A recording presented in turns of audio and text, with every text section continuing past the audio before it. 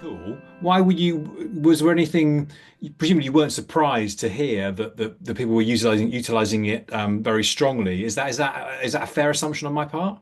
Yeah, we weren't overly surprised with the results that thought leadership came out strongly. This was the first year we looked into those types of content that were impacting and influencing those decisions in regards to the format.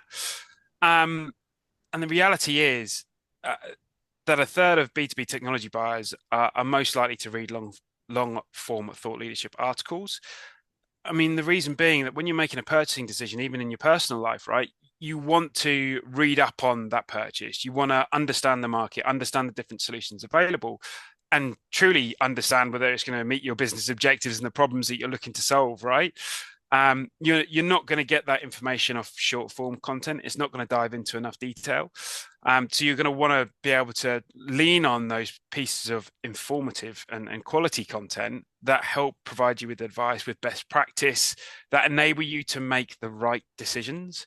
Um, and I think that's really important. I think in B2B buying cycles, we still make quite defensive purchasing decisions. We buy from brands we know. We buy the old adage of you won't get fired if you buy IBM still rings true today as it did all those years ago. So I think long form content becomes particularly important because it enables you to understand in depth about particular solutions or services in market to help you address a particular problem. And I think it's quite telling that even LinkedIn, which used to be kind of a short form platform, now prioritizes long form content in its algorithm.